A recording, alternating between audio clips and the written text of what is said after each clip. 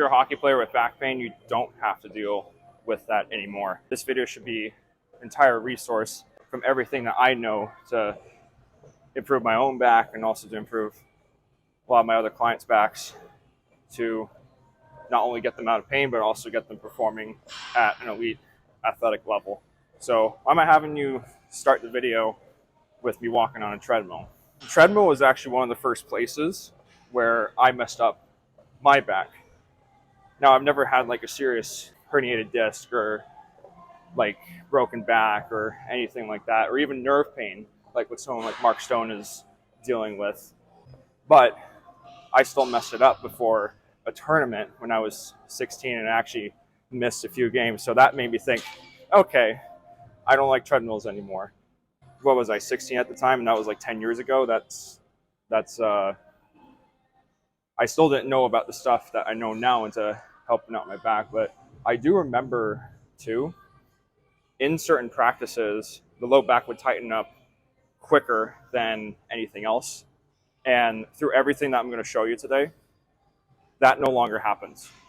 Doesn't tighten up anymore when like you would think that it should, based off how little I took care of it. So why don't we go into one of the first steps I take people through. So we got a little back extension here. Anyone can get into this at some level. So the first one I have people start out with is just a simple hold like this, and to see if they can remove their hands and do an isometric hold.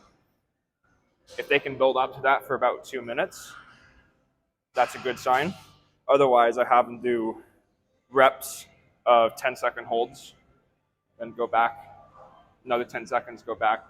That seems to be a healthy starting point for them. At that point, once they get good at that, I would progress them to a single leg with isometric holds, 10 seconds at a time, until they could do a hold for about 1 minute straight. After that, you can actually start to add motion little by little until you're able to round your back all the way without using your hands for assistance, and then coming back up. Once you get good at that for about, I would say, 30 reps or so, you can then start to add load. This piece of equipment is pretty common in most gyms. Not every gym, but most gyms. I can't say that, I'm not sure about the physical therapy places, but this back extension specifically is $300, which is the price of most TVs. So if you had a choice between a television and a back extension, I would personally pick the back extension. Granted, I don't have any furniture in my house, but this is a no-brainer for me compared to a television. Now, what this trains in terms of different strength curves with the low back is a mix or in kind of in between with spinal flexion, and also, if you think about it this way, if you get an RDL, a deadlift, or any type of like good morning, the hardest position is right here. And then the easiest position is right here. That is one strength curve of the low back. If you get a 90-degree back extension or a reverse hyper, which I don't have access to right now, but I'll show some videos of it, that gets the other strength curve where it makes it hard right here, but then easy on the way down. The 45-degree back extension gets in between those two strength curves. So you got the concept of the strength curve, but then you also have the concept of spinal flexion and spinal extension. The back extension is in the family of spinal flexion, actually, especially if you rounded your back and thought about looking underneath you the whole time. You see, I'm currently rounding my back. And then I reverse the motion on the way up. That is in the family of anything that rounds the spine. Think of like a Jefferson curl or a rounded back good morning or deadlift or anything like that. That's spinal flexion. Anything that does this position is spinal extension. So think of just a regular deadlift or good morning or seated good morning especially, where you're resisting the weight on your back from crushing you. So you got those two concepts. You got the different strength curves of the low back, and then you got spinal flexion and extension. How does this translate into hockey and for those types of athletes? What's been looked at in different studies is that when you train the low back, it potentiates the most to any other exercise that you do. From my anecdotal experience, that seems to be the case. As I've gotten stronger at the low back, all my other lifts have gone up, and I've gotten faster on the ice because, primarily, one, I'm not in pain, and then secondly, my body is set up now that I'm able to express more than what I previously was able to. So if by definition I'm getting faster or stronger, I'm a prime example of something like that. So basically that is how you train the low back directly.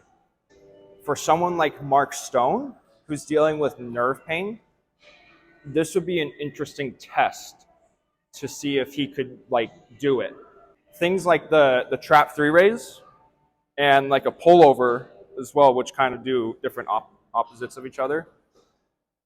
That would be ways to get blood flow into a low back area when you're not able to round your back, say if you have a nerve pain like Mark Stone did. That would be the different tests that I would do for him. I would not do squats. I would not like 90-degree squats. I would not do like one of those like little leg tucks with someone like him dealing with the nerve pain. This would be the starting point for him. Seeing if he's able to get a little bit of motion, and if not, do isometric holds. But basically anything that he can do that also trains the low back. So now you have cases like a Brendan Backstrom who's at low back ability where he did not train the low back directly, where he went through something like the HEG system, building from the ankles on up, which there seems to be some correlation to working from the ground up, having that help out the back because you're doing something that you can do. Apparently he wasn't able to train the back at a rounded position or get even like motion to it on a machine like this. Like he had to do a bunch of ankle work, tibialis raises, seated calf, KOT, FHL. In some cases you may have to do something like that if you're not able to round your back. And then over time, that is when you can start to add motion. Now, when you're out of pain, that's where you could definitely start to load it up. The minimum standard, I would say, for hockey players is about 50 to 66% of their body weight for about 12 reps. I can do 100 pounds for about 12 reps, no problem. The 66%, that's getting tough and is getting there. I'm only at 135 for 6 right now. And my mission is to get the strongest low back in my town, just so I can show people that, hey, this is actually possible. You can train your low back. It is not something that you have to fear with the weight crushing you. It is a trainable area, even though it is sensitive because of those nerve issues, and because there is a psychological component for some people with the low back. I have a few clients where they get scoliosis from a mental health problem. Instead of it being like a back injury, it's actually like a mental health problem.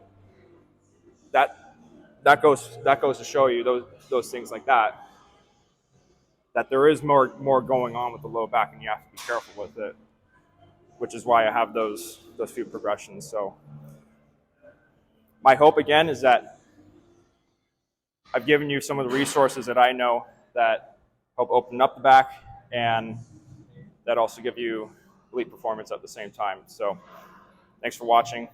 I'll see you next time.